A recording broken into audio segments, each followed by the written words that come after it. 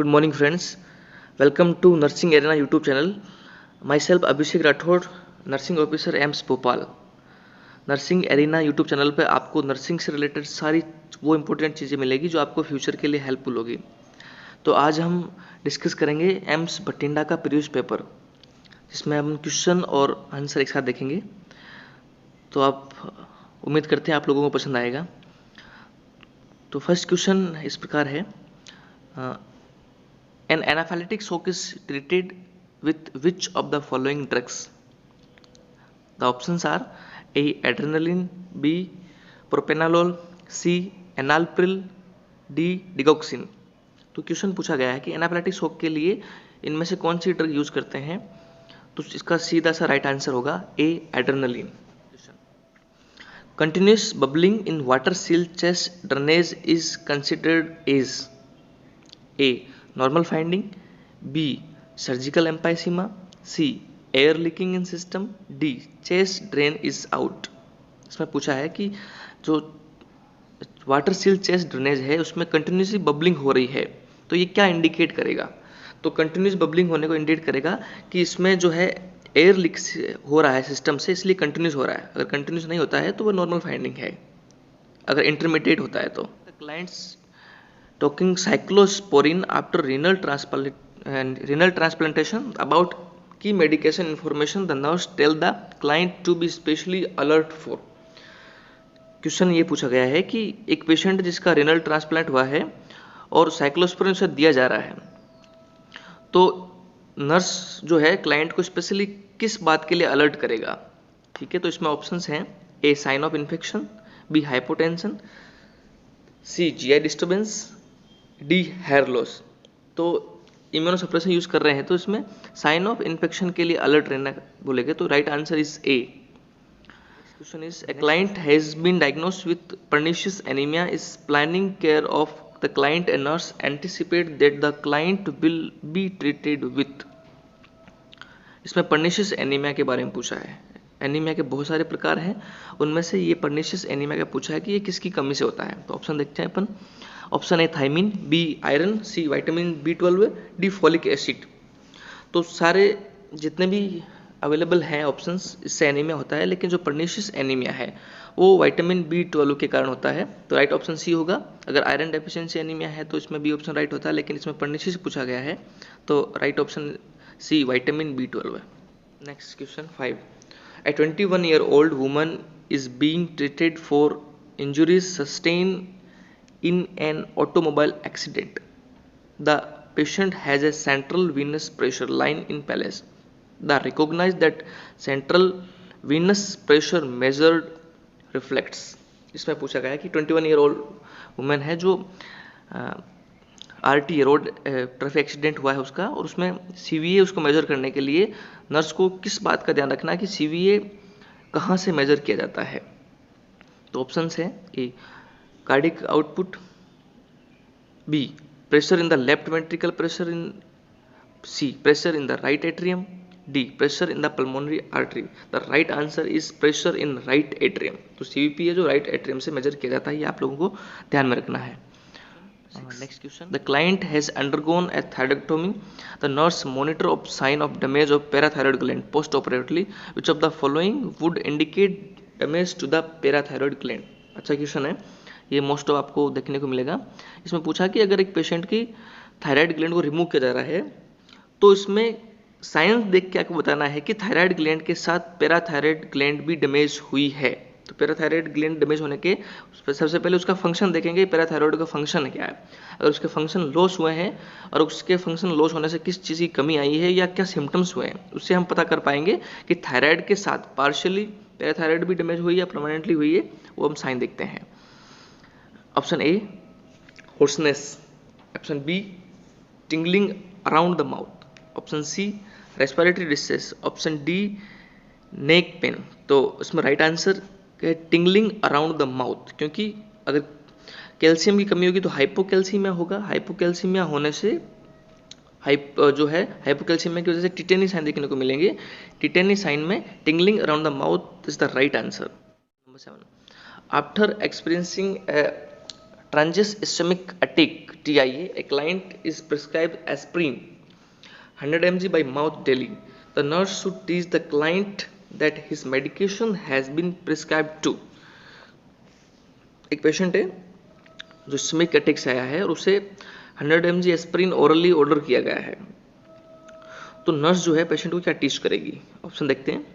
ए, control headache, B, enhance immune response, C, prevent intracranial bleeding, D, decrease platelet aggregation.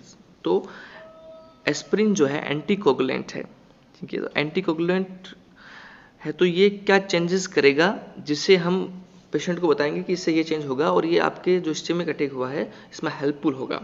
तो सारे option देखेंगे तो इसमें से हमें जो ऑप्शन डी है वो डिक्रीज प्लेटलेट एग्रेशन, मतलब प्लेटलेट एग्रेशन अगर वो कम होगा जिससे क्या होगा कि वो क्लोट्स जितने भी हैं वो सारे क्लोट जो है धीरे धीरे कम हो जाएंगे और ये जो है ब्लड सप्लाई नॉर्मली वापस से स्टार्ट हो जाएगी। 70-year-old client is confined to her bed due to advanced Parkinson's disease. Which nursing diagnosis take the highest priority for a client with Parkinson crisis? अब इन सारी चीज़ों समझने के लिए अपन पहले ऑप्शन देखते हैं, फिर इसके बारे में डिस्कस करेंगे। पहला A, postural hypotension, B, ineffective airway clearance, C, ineffective urinary elimination, D, risk of injury. अब इन सारे ऑप्शन को देखने के बाद हम देखते हैं कि पार्किंसन डिजीज किससे रिलेटेड है। तो पार्किंसन डिजीज में होता क्या है कि जनरलाइज वीकनेस या मसल वीकनेस देखने को मिलती है।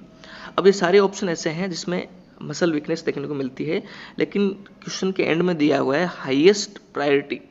तो हाईएस्ट प्रायोरिटी हम देखेंगे तो ऑप्शन नंबर बी जो है इनइफेक्टिव एयरवे क्लियरेंस, ये अपन को हाईएस्ट प्रायोरिटी में रखना पड़ेगा। चीज़ें तो सारी पॉसिबल है इसमें, लेकिन हाईएस्ट प्रायोरिटी में क्योंकि ये वाइटल्स ऑर्गन से रिलेटेड है तो हम इसकी प्रायोरिटी सबसे पहले देखेंगे। तो ऑप्शन बी इसमें रेड हो जाता है, ineffective. Next question 9, a nurse is caring for a client who has tracheostomy tube and undergoing mechanical ventilation. The nurse can develop prevent tracheal dilation, a complication of tracheostomy tube placement by। तो question समझते हैं पहले कि एक patient है जिसका tracheostomy tube लगी हुई है और मैकेनिकल वेंटिलेटर पर है, तो नर्स को हेल्प करना है कि जो ट्रेकियल डायलेशन है उसको कम से कम कैसे हो और उसके कॉम्प्लिकेशन से कैसे बचा जाए। अब हम ऑप्शन देखते हैं, ऑप्शन देखने के बाद डिसाइड करेंगे what is the right answer.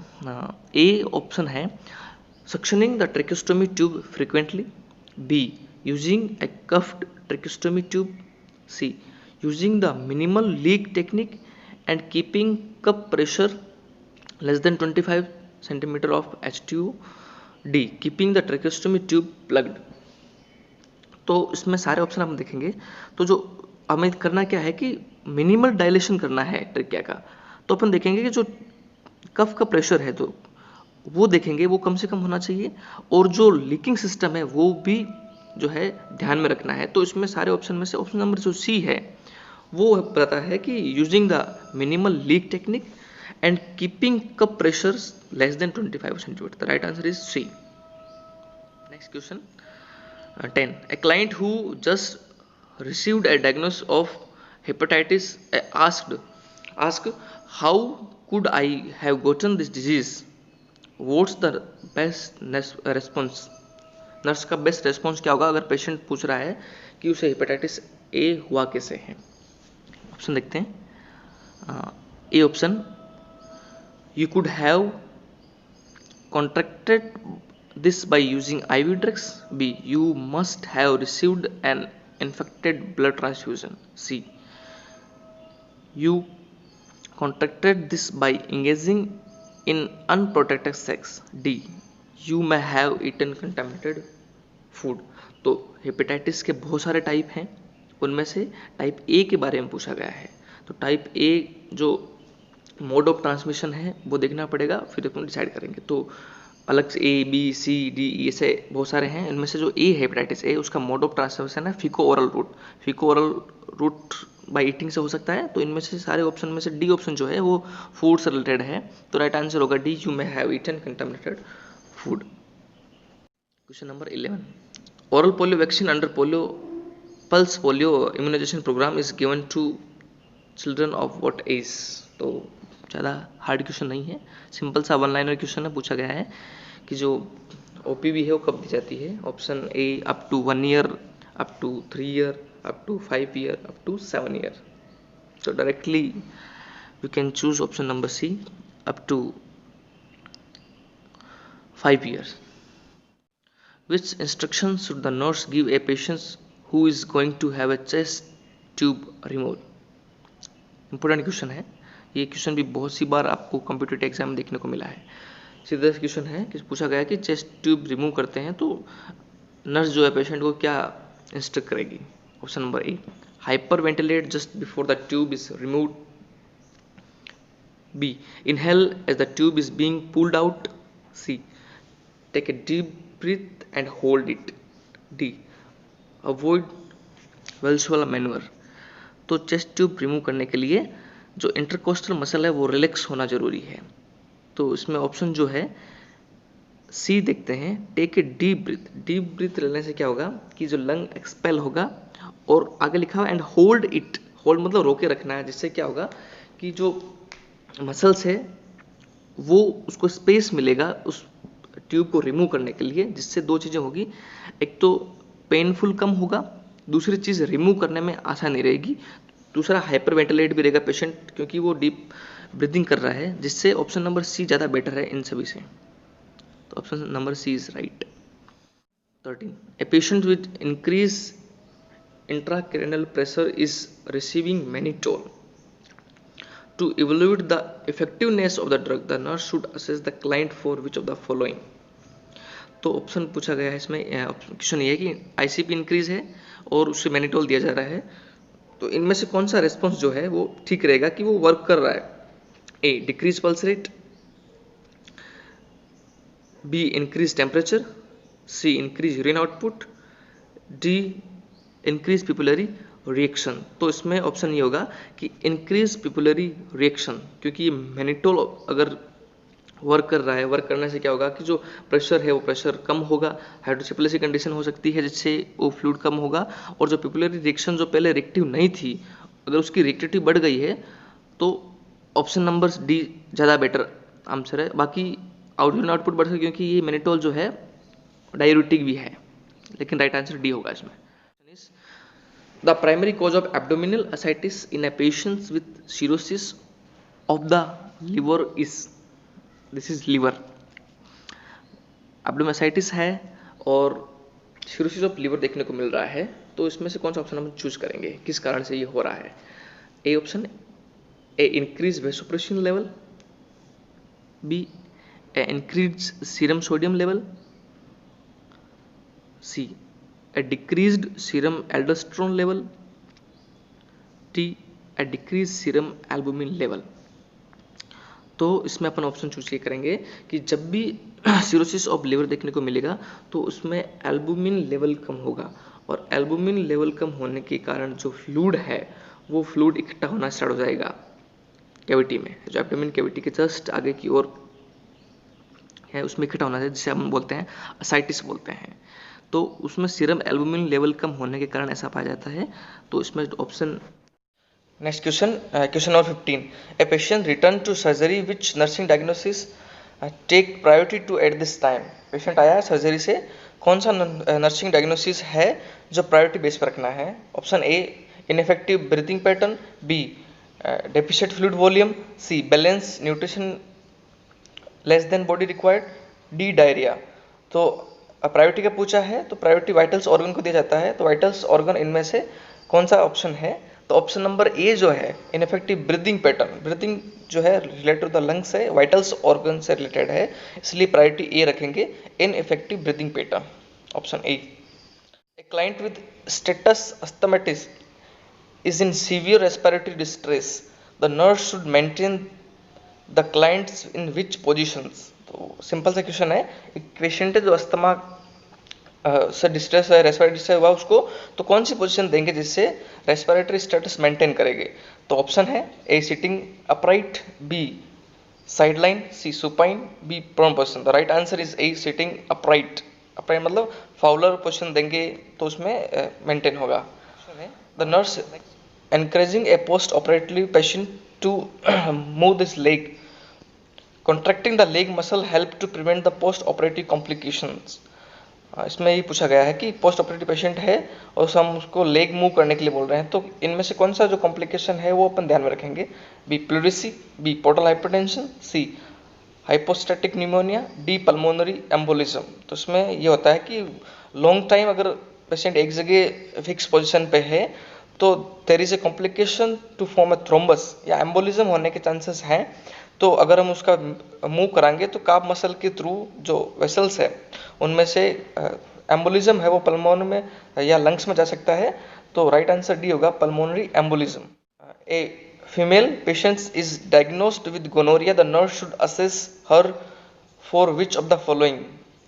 एक पेशेंट है जिससे गोनोरिया है, ठीक है, तो इनमें से नर्स किस चीज़ को असेस करेगी जिससे पता पड़ेगा कि ये गोनोरिया के सिम्टम्स हैं? ए है lower abdominal pain, B muscle rigidity, A unsteady gait, D reddish rash on the inner thigh. The right answer is D reddish rashes on the inner thigh. ये अगर देखने को मिलता है there may be chances of gonorrhea.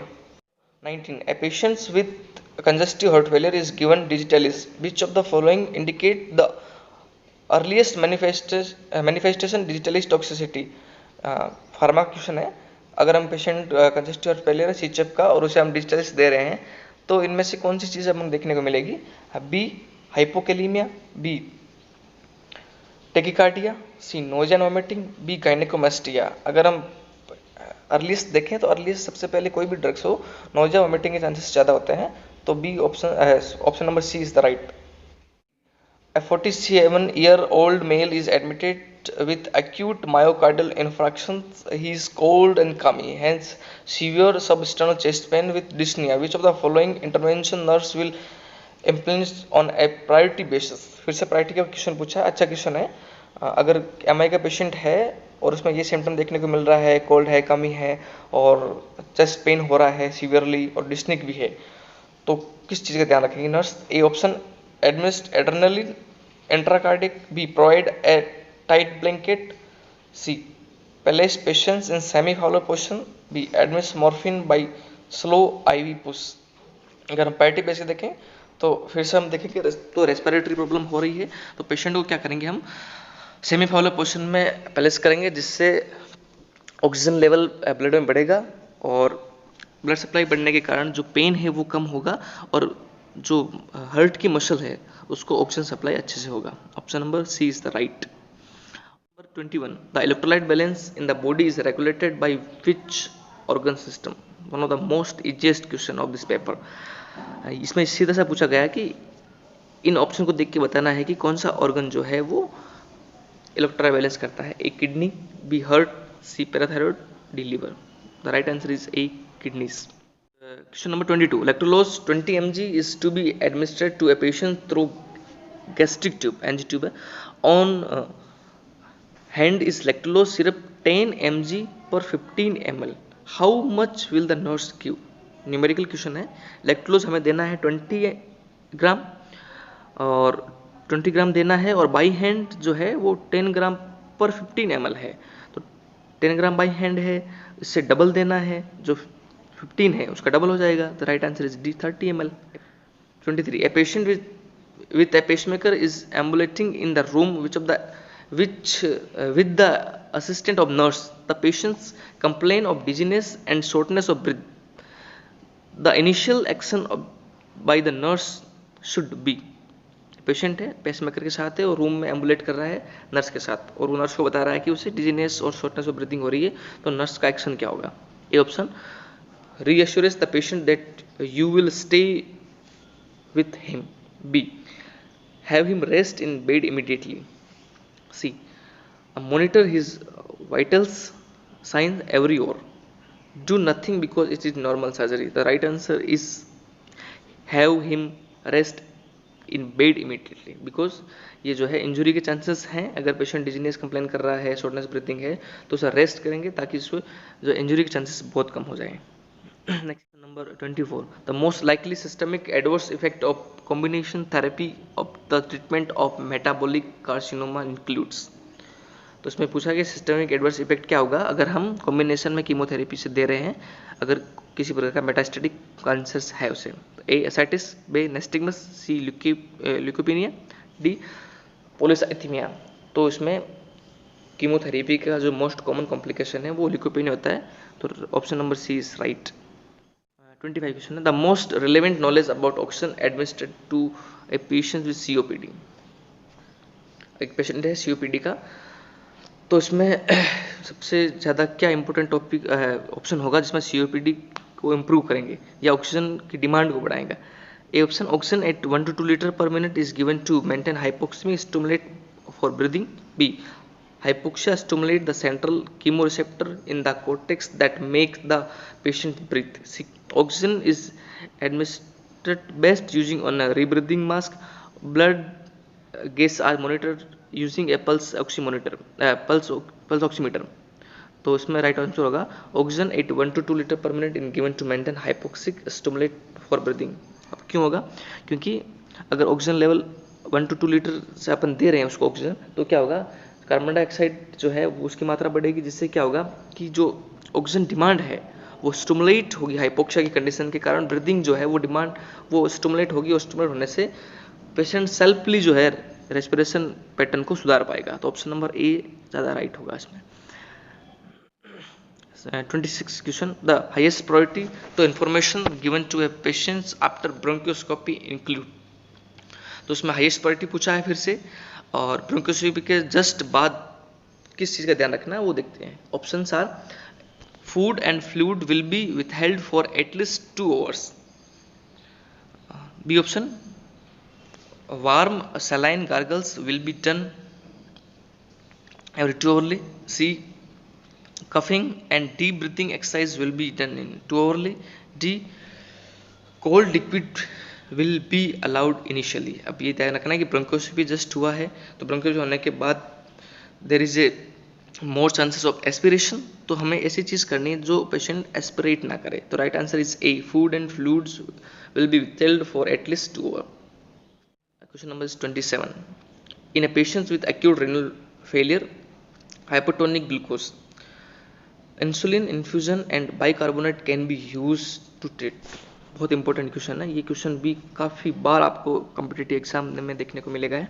इसमें पूछा है कि अगर पेशेंट एक्यूट रेनल फेलियर का है, उसे ग्लूकोज जो है इंसुलिन इन्फ्यूजन और बाइकार्बोनेट के साथ दे रहे हैं, क्यों दे रहे हैं, इसका कारण क्या है? तो उसमें ऑप्शन देखते हैं, hypernatraemia, hypokalaemia, hyperkalaemia, D hypercalcaemia. The right answer is C hyperkalaemia. अब क्यों है, अब देखते हैं एक बार। क्योंकि अगर हम पेशेंट को ग्लूकोज और इंसुलिन साथ दे रहे हैं, ग्लूकोज और इंसुलिन साथ देने से क्या होता है, जो पोटेशियम लेवल है वो ब्लड में कम हो जाता है, और हमारा जो मेन गोल है वो पोटेशियम लेवल कम करने से ही है। अगर हम केवल ग्लूकोज देंगे उसको तो ग्लूकोज लेवल बढ़ जाएगा, अगर इंसुलिन और ग्लूकोज साथ देंगे तो ये दोनों आपस में न्यूट्रल कर जाएंगे, और जो पोटेशियम लेवल है वो ब्लड में कम हो जाएगा, जिससे हम इसको ट्रीट कर पाएंगे। Question number 28, pressure by the upper end of a crush may cause injury to the. अच्छा क्वेश्चन है, बॉडी फिजिक का क्वेश्चन है। इसमें देखते हैं कि अगर पेशेंट क्रश यूज कर रहा है अपर एंड में, क्योंकि जो अपर एंड क्रश है वो एक्सिला में आता है, तो ऑप्शन देखते हैं अपन, axillary nerve A, B long thoracic nerve, C middle nerve, D ulnar nerve. वैसे वन लाइनर क्वेश्चन है, तो एक्सिलरी नर्व को डैमेज करने के बहुत ज़्यादा चांसेस, क्योंकि बार बार प्रेशर पड़ने से क्या होता है कि वो नर्व डैमेज हो सकती है, जिससे एक्सिलरी नर्व में प्रॉब्लम क्रिएट हो सकती है। तो इसमें option number A is the right. Question number 29, in haemophilia the bleeding is due to deficiency of. One liner question है। A option factor 6, factor 7, factor 8, factor 9। Haemophilia 2 type के होते हैं, factor haemophilia A, haemophilia B. A जो related है factor number 8 से, और B है 9 से है, तो मोस्ट ऑफ ए का पूछा जाता है, तो इसमें ऑप्शन नंबर सी राइट है, factor number 8। Question number 30, A patient with tuberculosis who is on isoniazid therapy should be also administered. TB का पेशेंट है जिसे ड्रग्स दी जा रही है आइसोनियाजिड। आइसोनियाजिड जो है क्या कॉम्प्लिकेट करेगी या किस चीज़ की कमी होगी, और हम उसे एक्स्ट्रा सप्लीमेंट क्या देंगे वो देखते हैं। ए थायमिन, बी राइबोफ्लेविन, सी निकोटिन एसिड, डी पैराडॉक्सिन। तो वन लाइन क्वेश्चन है, अगर आइसोनियाजिड दे रहा है था इसमें जो है पायरोडिक्शन की कमी होती है और पायरोडिक्शन देते हैं, तो ऑप्शन नंबर डी जो है इसमें राइट होता है। ये डोट्स की ड्रग है आइसोनियासिस।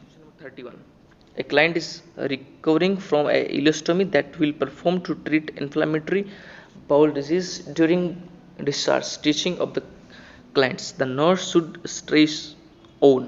एक पेशेंट है जो इलेस्टोमी होने के बाद उसे डिस्चार्ज किया जा रहा है, तो उसे किस बारे में समझाना है ताकि जो होम केयर उसमें कोई तरह की प्रॉब्लम नहीं आए। ऑप्शन देखते हैं।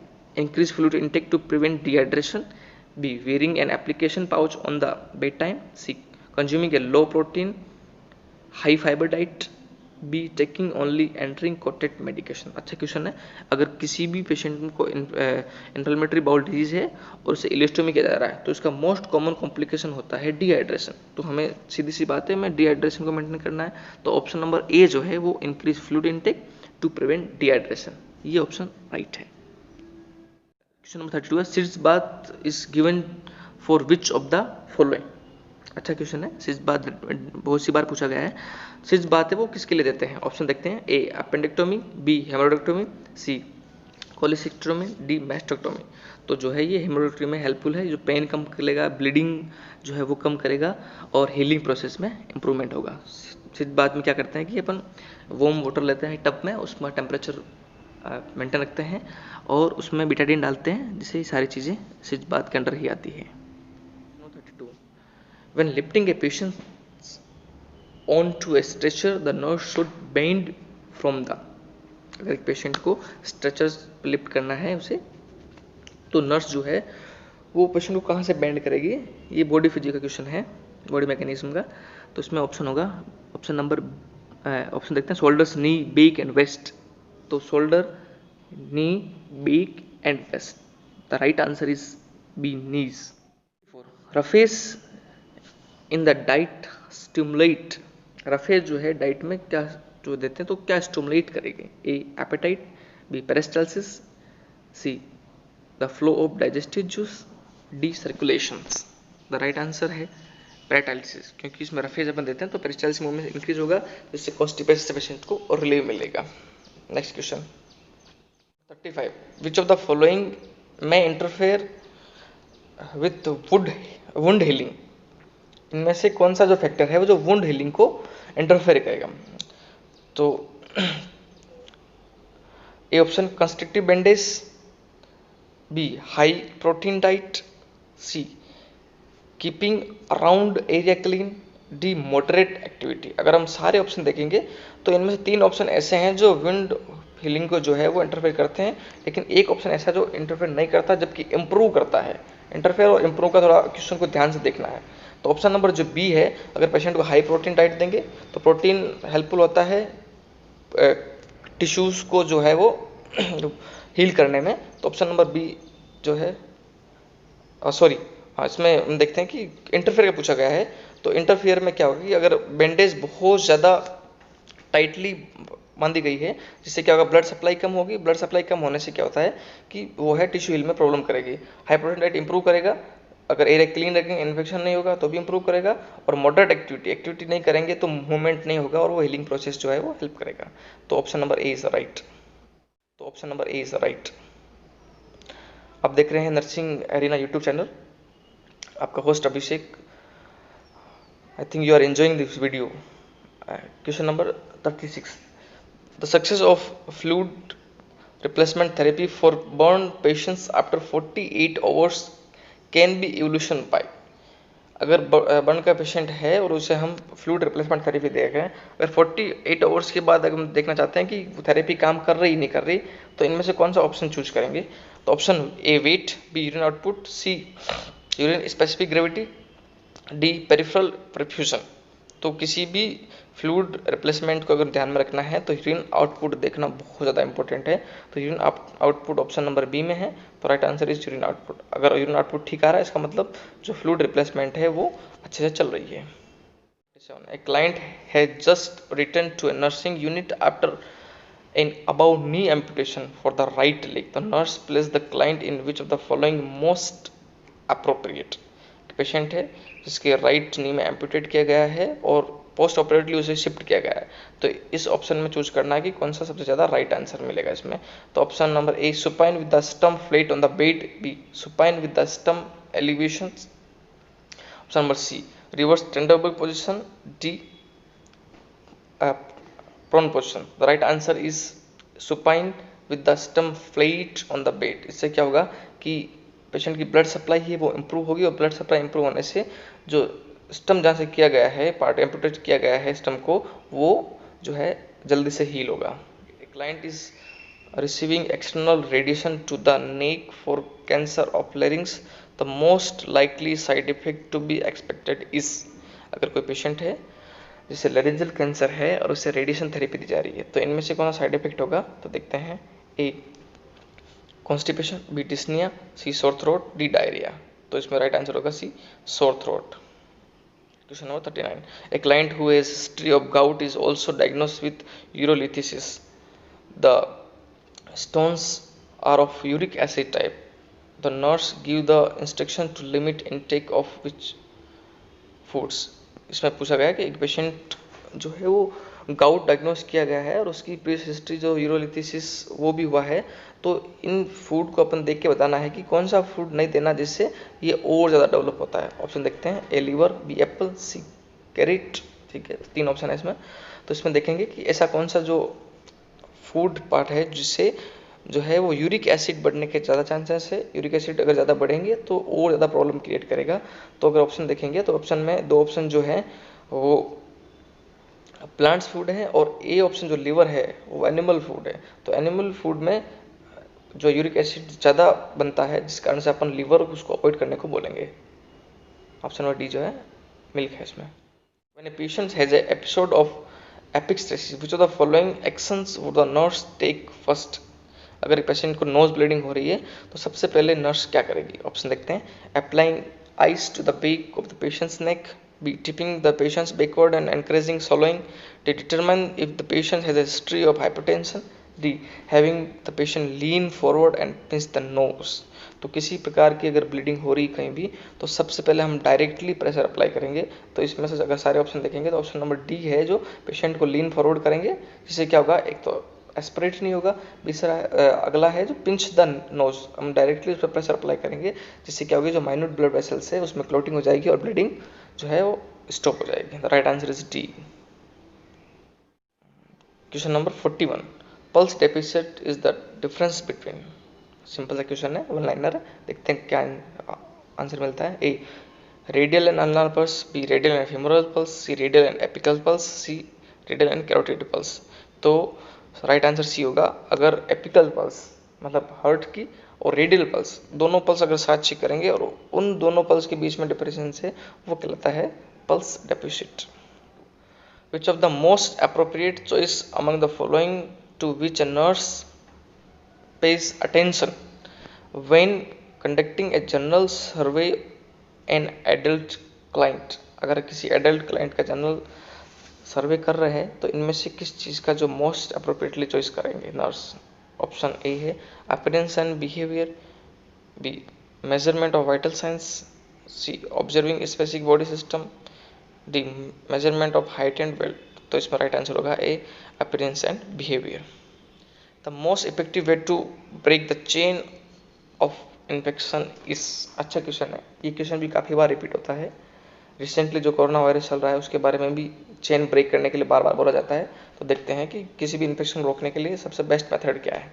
ए hand hygiene, B wearing gloves, C placing clients in isolation, D providing private room for the clients.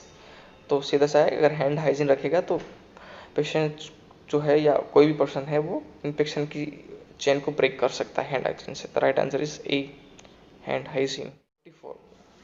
Gown should be worn when. The gown कब पहनना चाहिए या नीड क्यों है? A option, the client hygiene is poor, the nurse is assisting the medication administration, the client has acquired immune deficiency syndrome और hepatitis, D blood or body fluids are likely to get on the nurse's cloth from a task the nurse planned to।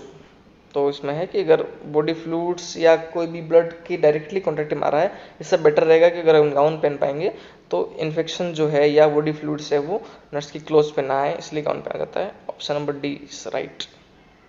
45 most medications error occur when the nurse, सबसे ज़्यादा जो medication error कब होता है? Option number A is carrying too many clients, B fails to follow routine procedure, C is administering unfamiliar medications, D is responsible for administering numerous medicals। तो इसमें क्या होगा कि एरर होने के चांसेस जब हो गए जब मेडिकेशन के नाम में हो, प्रोनाउंसिएशन में बहुत ज़्यादा फर्क है, स्पेलिंग में बहुत ज़्यादा फर्क नहीं है, तो वो जो है उसमें चांसेस होते हैं कि मेडिकेशन एरर हो गए। The right answer is C, administrating unfamiliar. Unfamiliar मतलब होता है कि जिसका नाम जो है मिलता जुलता नाम हो। 46 है the nurse selects the route of administering medication according to, जो नर्स है वो मेडिकेशन अकॉर्डिंग किसके अकॉर्डिंग जो है एडमिनिस्ट करेगी, किस रूट के अकॉर्डिंग? तो A hospital policy, B prescription order, C the type of medication order, D the client size and muscle mass. सीधा सा आंसर है जो ऑर्डर लिखा हुआ डॉक्टर से ऑर्डर है, प्रिस्क्रिप्शन ऑर्डर है, उसके अकॉर्डिंग ही जो पेशेंट जो रूट डोज वो सब एडमिट किया जाता है, नर्स को वही देखना है। अगला question 47 a principle of good body mechanism include which of the following concepts. Body mechanism question है तो कौन सा देखते हैं अपन? A keeping the knee is locked position, B bending at the waist to maintain a cancer of gravity centre of gravity, C holding objects away from the body for improving larvae, maintaining a wide base support, and the right answer is maintaining a wide base of the support and bending at the knee. Option number D right है, maintaining a wide base of the support and bending at the knee। 48 question है you discover an electrical fire in a client's room, your first action would be। अगर हमने देखा है कि clients room में electrical fire हुआ है तो हमारा सबसे पहला एक्शन क्या होगा वो देखते हैं। A search and active the fire alarm, B confine the fire by closing by doors and window, C evacuate any clients और visitor in immediate danger, D extinguish the fire by using the nearest fire extinguisher. तो इसमें देखते हैं कि सबसे best जो क्या response होगा, सबसे बेस्ट रेस्पॉन्स ये होगा कि जब भी फायर देखें तो सबसे पहले क्लाइंट्स को और जितने भी वहाँ अवेलेबल पर्सन हैं उनको जो है वो बाहर निकलना, ताकि सब कम से कम जो है वो किसी को प्रॉब्लम हो या कम से कम हम बचा सकते हैं पेशेंट को, उतना हम देखते हैं कि पेशेंट्स को विजिटर को बाहर निकालना है। उसके बाद हम क्या करते हैं फायर अलार्म करेंगे ताकि जो अदर पीपल है वो हेल्प के लिए आ सके। तो the right answer is evacuate any clients or visitor immediately danger। Question number 49 the priority when providing oral hygiene to a unconscious patient client to the prevent। अच्छा क्वेश्चन है, अगर हम पेशेंट oral hygiene कर रहे हैं unconscious patient है तो किस चीज़ का ध्यान रखेंगे? ए एस्पिरेशंस, बी माउथ ओडोर, सी डेंटल कैरीज, डी ओरल अल्सरेशंस। सारी चीज़ें देखनी है लेकिन हम प्रायोरिटी देखेंगे जिससे प्रॉब्लम क्रिएट हो सकती है वो है एस्पिरेशंस, क्योंकि अनकॉन्शियस क्लाइंट जो है वो सोलिंग रिफ्लेक्स में एब्सेंट होता है, तो हो सकता है कि जो अपन जो भी सॉल्यूशन यूज़ कर रहे हैं वाटर यूज़ कर रहे हैं वो उसको सोलो करे लंग्स में, तो एस्पिरेशन के चांसेस बहुत ज़्यादा है। तो इन चीज़ों का सबसे ज़्यादा ध्यान रखना है। A option number A is right. Question number 50 which information is most appropriate to include in a care plan of improving sleep in a orderly about. अगर हम किसी ऑल्डरली पेशेंट्स का स्लीप पैटर्न अपन इम्प्रूव करना चाहते हैं तो क्या चीज़ का ध्यान रखेंगे? A decrease fluid 2 to 4 hours before sleep, B exercise in the evening to increase fatigue, allow the client to sleep as late as possible, take a nap during the day to make up for low sleep. अगर हम देखेंगे तो question option ज़्यादा सबसे ज़्यादा मतलब पास answer आ रहे हैं, लेकिन जो क्वेश्चन नंबर बी है ऑप्शन नंबर बी है exercise in the evening to increase fatigue, ये सबसे बेटर रहेगा, क्योंकि अगर आप इवनिंग में हल्की सी एक्सरसाइज करेंगे तो थोड़ी सी थकान होगी और जिससे नींद अच्छे से आएगी, तो ये अपन कर सकते हैं। तो ये पार्ट फर्स्ट था इस पेपर का। नर्सिंग एरिना यूट्यूब चैनल पे आप देख रहे हैं सारे क्वेश्चन। पार्ट सेकंड जल्द हम देखेंगे। उम्मीद करते हैं आपके लिए हेल्पफुल होगा। Thank you.